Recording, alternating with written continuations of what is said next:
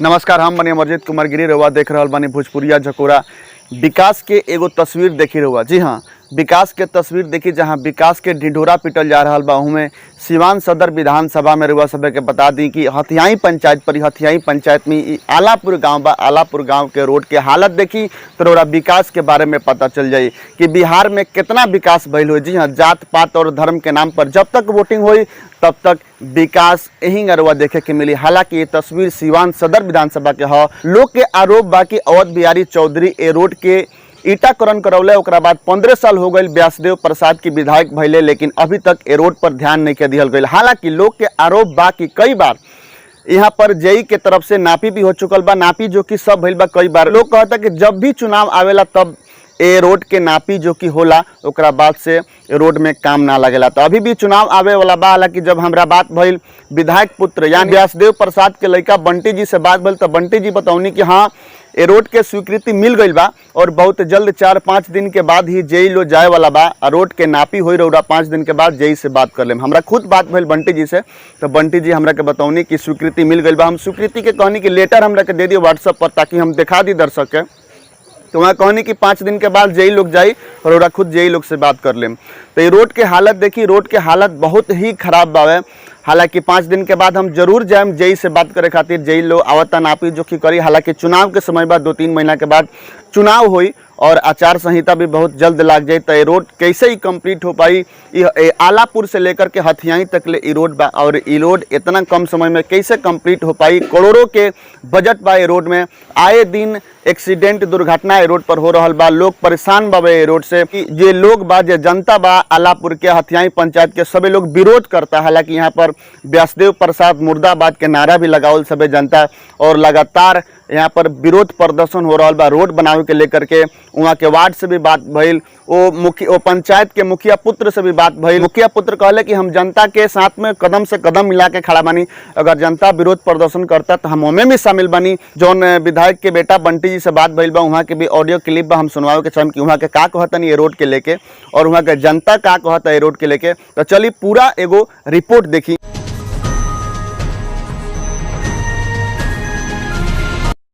नमस्कार, हम बने अमरजीत कुमार गिरी। रहुआ देख रहा बानी भोजपुरिया झकोरा। अभी हमने के बानी सन हथियाई पंचायत में और ये आलापुर पड़ी हथियाई पंचायत के वो गांव बा। रहुआ देख सकता एगो गाड़ी आवती है। अभी करीब 200-250 मीटर तक पूरा पोखरा बनल बा। रोड से देख सकता एगो गाड़ी आवती है बहुत दूर से और यहाँ पर रोड के ऐसा हालत बा, बहुत व्यवस्था नाजुक बा यहाँ पर। और ये सिवान सदर में पड़ी और सिवान सदर के विधायक के बाजी बताएं हमरा के। व्यासदेव प्रसाद बात ना करिए। व्यासदेव जी है कहते हैं कि इंटरनेट पर नहीं है तो हमारी जनता इंटरनेट समझती है कि स्पॉट पर काम देखना चाहती है। तो हमको ये कहना है कि हमारी जनता इंटरनेट नहीं जानती है, स्पॉट पर काम देखना चाहती है। भाजपा के लोग कह रहे हैं कि RDR में फंसा हुआ है। तो ये काम व्यासदेव प्रसाद कहा है कि हमारी यहाँ आम जनता का है कि RDR के कार्यालय में या एग्जीक्यूटिव इंजीनियर ऐसे या सुपरिटेंडिंग इंजीनियर से फाइल पुटअप कराना इनका काम है कि हमारी आलापुर की जनता का काम है।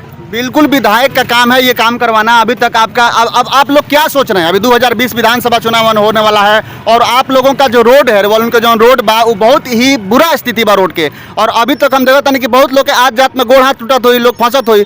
तेरा बारे में क्या कहे चाहते हैं? हम किसी भी पार्टी का विरोध करेंगे, चाहे वो सत्ताधारी पार्टी हो या विपक्ष पार्टी हो। आज 15 सालों से हम लोग इस तकलीफ को झेल रहे हैं। 15 साल हो गए अवध बिहारी चौधरी ये सोलिंग करवाए थे। उसके बाद हर दफ़ा व्यासदेव प्रसाद जी आते हैं और बोलते हैं कि इसको हम लिख के दे दिए हैं, ये कर दिए हैं, वो कर दिए हैं। कभी बोलते हैं इंटरनेट पर नहीं है, कभी बोलते हैं कि हाँ आप लोग आइए ऐसा हो जाएगा वैसा हो जाएगा। मगर ये हम लोगों का किस्मत खराब है कि वैसा विधायक हम लोगों को मिला है। समझे, ये इतना तकलीफ है। पर डे टीचर लोग का आना जाना इधर से रहता है। लेडीज टीचर भी जाती है, कभी कभी गिर जाती है तो हम लोग पार करते हैं या दूसरे गाँव होके जाती है। समझे, इतना बुरा स्थिति तो हम लोग अगल बगल के किसी भी गांव में नहीं देख रहे हैं। ये हमको तो लगता है क्या पता क्या सोच कर वो क्या राजनीति करते हैं, हमको कुछ समझ में नहीं आता है। जात की राजनीति करते हैं, पार्टी की राजनीति करते हैं, क्या करते हैं। इस गांव के लोगों को गाली देते हैं। आलापुर गांव का कैसा लोग है तो ठीक गाली देते हैं। आप लोगों को गाली ठीक देते हैं। आप लोग गाली सुनने लायक काम करते हैं। आप लोग चक्का जाम किए हैं? नहीं। क्यों नहीं किए हैं? वही नहीं, एकता नहीं है हमारे गांव में। अभी जो आप कह रहे हैं जब इलेक्शन आएगा तो जातियों में बढ़ जाएगा। तो ठीक तो हाल है, जातियों में बढ़ जाएगा तो ठीक है। जात पात के नाम पर आप लोग इलेक्शन कीजिएगा, वोट दीजिएगा तो फिर ठीक है। हम तो कह रहे हैं कि यहाँ पर नो रोड नो वोट, नो रोड नो वोट। नहीं, हम लोग इस साल बहिष्कार करेंगे, चाहे कोई भी जाति हो। अगर किसी भी जाति का आदमी अगर बूथ पर चला गया वोट देने के लिए, उसको हम लोग मारेंगे, छोड़ेंगे नहीं। और जो नेता आ गया रोकने के लिए, उसको भी हम लोग मारेंगे, छोड़ेंगे नहीं। इस दफा बहुत मुश्किल है, बहुत मुश्किल है इस दफा। ये बीमारी का घर है कि नहीं है? कोरोना वायरस के लिए सारी दुनिया लड़ रही है। ये वैक्सीन बनाओ, वो दवा छिड़काव करो, ये पानी सड़ेगा, यहाँ किस्म किस्म का जरासीम पैदा होगा, लोगों को काटेगा, बीमारी पैदा होगा कि नहीं होगा? बहुत ही बुरा हालत बा हमने के बानी से सिवान सदर पड़ी। ई सिवान सदर के विधायक व्यासदेव प्रसाद बानी और लगातार मैं कहता कि इंटरनेट पर ही नहीं के एकर फाइल इंटरनेट से ही एकरा के पब्लिश नहीं के गई और कहीं नहीं के देखावत। हालांकि लोग लगातार संपर्क में बावे विधायक जी से कि रोड के बनावे चाहिए। बार बार विधायक जी आवतनी, गाँव के लोग के आश्वासन देतनी। हमरा संग बात बनी बताई कि अभी तक ए रोड के समस्या के समाधान ना भइल और 2020 विधानसभा चुनाव आवे बात। अब दौआ गाँव के लोग का सोचता? हमारा गांव के लोग सोचता है कि नो रोड नो वोट। कोनो भी पार्टी के नेता होके केहू भी आवे, जब तक हमने के रोड ना बनी तब तक हमने के पूरा जनता आलापुर गांव का कार्य करी। ऐसा कि सांसद से लेकर विधायक जी तक ले हम लगभग 1.5 साल से पूरा गांव के लोग दौड़ता नहीं, 4 बार 5 बार करनी। ऑनलाइन आवेदन हम नेट पर अथी करनी। कोर्ट में 26 फरवरी के तारीख पर हम गए तो कोर्ट से आदेश भइल कि विधायक जी से लेटर पैड पर लिखवा के आ लिया के जमा कर दी लोगिन। आगे रवा लोग कोर नेटवर्क में से जुट जाई तो रोड के काम रवा लोग के होई। लेकिन झूठ पर झूठ, दिलासा पर दिलासा व्यास जी के द्वारा हमने के मिलल, विधायक जी के द्वारा ऐसा कोनो कुछ नहीं के भइल। आज के डेट में भी हम नंबर खोज के आवेदन संख्या हमार बा फिर चेक करत नहीं तो वजह से मिलता नेट से। आखिर अभी तक माने ई कोर नेटवर्क से रोड जुटल नहीं है। जब तक ले कोर नेटवर्किंग से रोड ना जुटी तब तक इतना रोड बनल संभव नहीं है। अभी भी हमने क्या मतलब कि संशय में रख के ई झूठों के दिलासा दिया जा रहा बा। आगे रोड के काम हो गई बा, बरसात खुली, अच्छा आगे वाला समय में बनी। लेकिन ये आम जनता के हमने के विश्वास नहीं है आगे रोड माने बने का उम्मीद बा। तो कैसे बनी बताएं? व्हाट्सएप और नाम का पहले बताएं। हमारा नाम संजय कुमार शाह, वार्ड सदस्य 4। वार्ड सदस्य 4 के संजय जी बताएं कि कैसे रोड बनी? जब जात पात के नाम पर वोटिंग हुई, जात पात के नाम पर नेता के चुनल जाई तो फिर क्षेत्र का विकास ना होई, ना जाते पात के विकास होई, ना क्षेत्र का विकास होई, ना रोड के विकास होई, ना ही स्वास्थ्य शिक्षा रोजगार के विकास होई। तो फिर गाँव के लोग क्या प्लान करता हमरा के बताएं? गाँव के लोग इस दफा प्लान किया है, हम लोग अपना राय मशवरा किए हैं कि देखिए जब तक जो हुआ सो हुआ, सबको देख लिया हम लोग, कोई जात को देख लिए, कोई पार्टी को देख लिए, हर किसी को देख लिया गया, हर तरह का मापदंड अपनाया गया, इससे कोई फ़ायदा होने वाला नहीं है।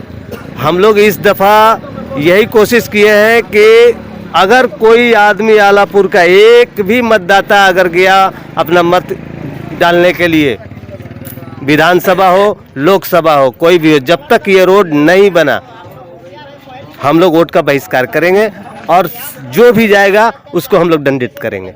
इस दफा छोड़ेंगे नहीं हम लोग। जे भी लोग वोट करे जाए गांव के लोग दंडित करी और यहाँ पर तमाम बहिष्कार भी होई। नो रोड नो वोट। रोड के दुर्दशा जो देखल जाए कि बहुत ही खराब बा। यहाँ पर महिला लड़का पढ़े खातिर रोड से जाता रसन, महिला शिक्षक लोग जाता, शिक्षिका लोग जाता, पुरुष लोग जाता, सबे गिर जाता। गांव के लोग हालांकि हेल्प करके मदद करके सब लोग के पार करता। करीब 200-250 मीटर की रोड बा, बहुत ही हालत खराब बा।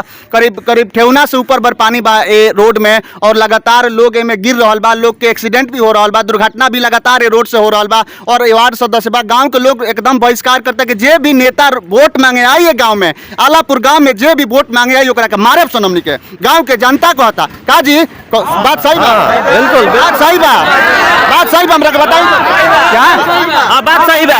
गांव के लोग में उग्रता बा कि जे भी नेता आई है, चाहे जे विधायक सत्ता पक्ष चाहे विपक्ष के नेता केहू भी आई, लोग मारे है जी। लोग में आक्रोश बा। लोग कहता कि हमनी के छोड़े से ना, काहे कि जब तक रोड ना बनी तब तक वोट के कोनो सवाल नहीं कि हमनी के बानी से नहीं। आलापुर पंचायत में और भी लोग हम बात कर कि का कहे के चाहते हैं चाचा रोए के सम्मानित व्यक्ति बानी गांव के।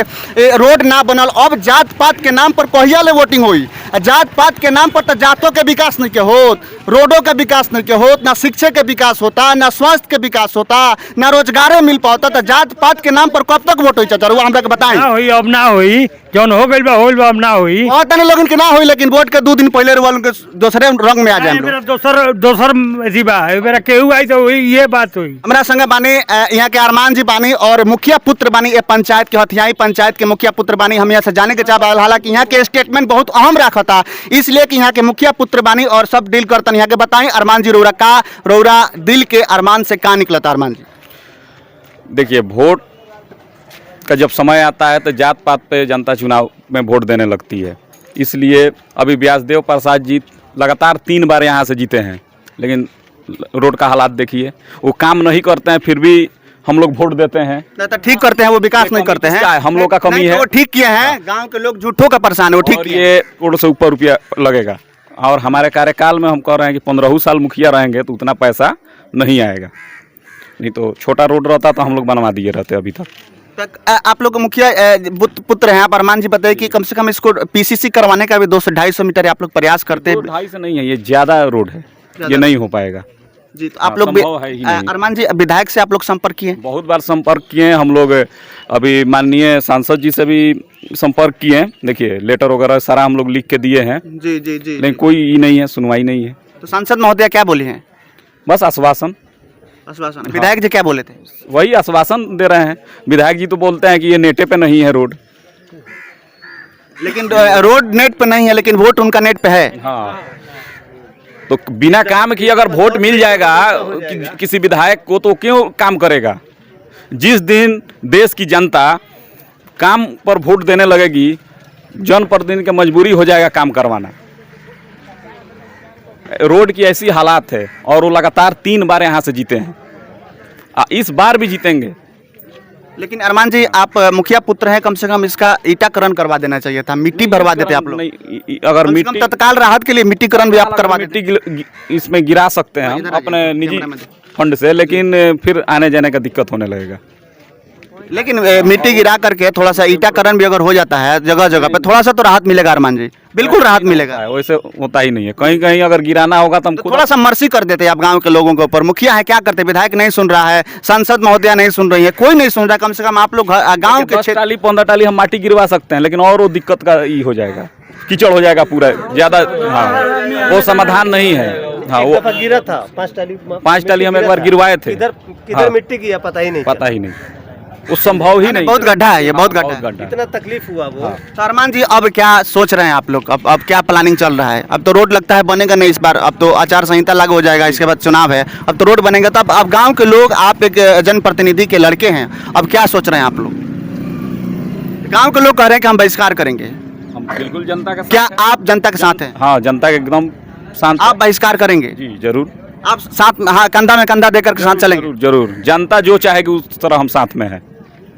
बिल्कुल यहाँ के मुखिया पुत्र बनी अरमान जी और कहते हैं कि बिल्कुल जनता के साथ में कदम से कदम मिला के हम चले खाते तैयार बनी। और लोग बहुत ही आक्रोशित बा, मतलब का कहल जाओ, सही बात बा कि लोग के भी ऐसा दंडित कईल जरूरी रहल, इसलिए कि लोग जात पात के नाम पर वोट देता, लोग जात पात धर्म के नाम पर वोट देता, इसलिए यह विकास हो। हम दिखावे के चाहते हैं अपने कैमरामैन से कि जब जात पात के नाम पर वोटिंग हुई तो ऐसा विकास हुई, ना जात के विकास हुई, ना स्वास्थ्य के विकास हुई, ना शिक्षा के विकास हुई, ना रोजगार मिली। फिर बबुआ लोग दिल्ली कलकत्ता जाए खातिर तैयार हो जा लोग, अब ट्रेन भी चले वाला भी है। हम बता देता नहीं, पूरा हथियाई पंचायत, पूरा सिवान सदर के जनता के पता के चाहता नहीं कि अब ट्रेन चले वाला भी है। सब जना झोरा बोरा उठा लिया लोग, एकदम स्टेशन पर लाइन में लग गया लोग, इसलिए पहुंच जा लोग बाबू कि तू लोग जात पात के नाम पर वोटिंग करता लोग, जात पात के नाम पर नेता चुनता लोग, जात पात के नाम पर विधायक चुनता लोग, जात पात के नाम पर सीएम चुनता लोग। ऐसे ये हाल हुई हथियाई पंचायत जोन बा, आलापुर गांव के हालत पूरा देश में देखे के मिली। अगर जात पात के नाम पर वोटिंग इलेक्शन हुई, जात पात के नाम पर देला से विकास ना हुई,